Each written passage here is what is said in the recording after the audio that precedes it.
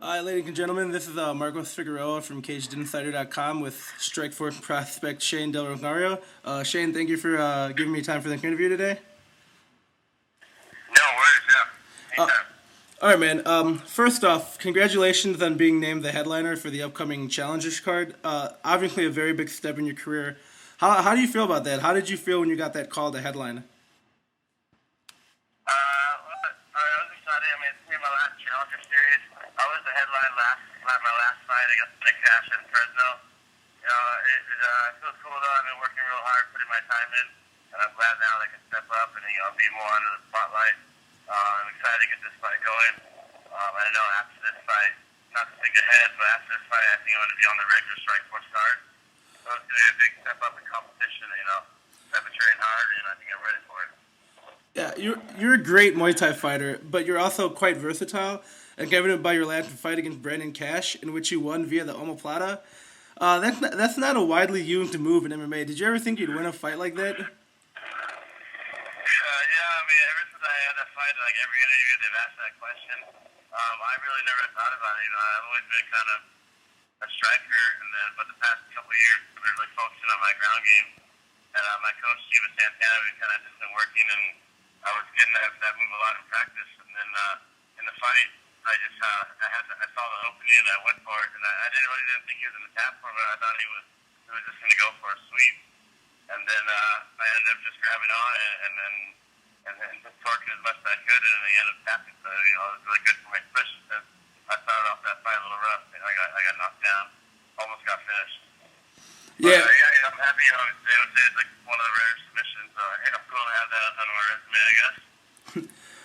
You were originally supposed to fight Bobby Lashley at Strikeforce in Miami, but then that fell through. And then you were supposed to fight Ron Sparks at Strikeforce Los Angeles, and that fell through. And now you're fighting Lola Hayamahe. With the constant changing of your opponents, does that disrupt your fight preparation at all?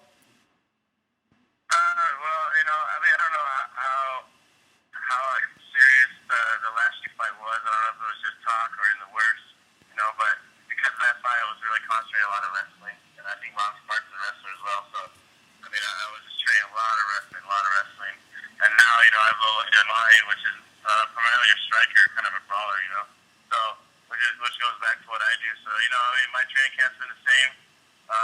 Just been training, and right now I'm just trying to get as many fights as I can and get a lot of experience. So, I'm just trying to learn and get fights. So right now I'm really not focusing on my opponents as much, or primarily just myself. So, everything's kind of been the same. Now I just know I gotta watch out for his right hand. I know he's got a big one. Yeah, I was going to ask you. You're a very good Muay Thai fighter, and Mahe has 4 career victories, with 3 of them coming by knockout. Do you feel as if his striking skill is going to present problems for you, or do you feel superior to? Do you feel like your technique is superior to his? Yeah, I think my stand-up's superior to him, definitely. But, in MMA, especially in heavyweight division, all it takes is one punch. So, if I stay close to that right hand or I'm not watching out for it, and I get hit, it could be the last punch and I could lose, or, you can follow up on the ground and the ref can stop it. So, I just got to be aware of his right hand, keep moving. He's a lot bigger than me. I think he's like 285, almost 300, and he cuts down. So, I don't think he's going to be able to move as well as I can. So, my key is just to move a lot, keep my hands up, and look for openings. All right, you mentioned earlier in the interview, and I wanted to ask again. If you win this fight, do you feel like you're ready to take on guys like Brett Rogers or like Andre Arlovsky, Bigfoot Silva, guys like that? I think if I'm going to be on the regular Strikeforce card, definitely going to have to step up and fight, tougher competition, which I think I'm ready for. I've been competing for the past 5 years now, have 9 MMA fights now, and now it's time to you got to move on with your career and step up and start fighting bigger guys, and that's exactly what I'm ready for. So I think I have nice fights. I'd rather I want to have like close to 20 before I even think or consider myself a contender for a belt. So I'm just moving up, taking my steps, and my next fight. But I think from now on, every fight's gonna be a tough fight for me. So I just gotta train hard and stay focused. Definitely. One last question, Shane. The recent Strikeforce pay-per-view or on Showtime, Fabricio Werdum and Fedor. You had to, Fabricio Werdum shocked the world with that.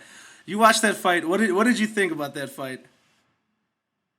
Oh wow, I was shocked. I mean, I'm a big Fedor fan. Verdun's world class jiu-jitsu. I think that we said the mistake of covering him too soon. Neither of them were sweaty.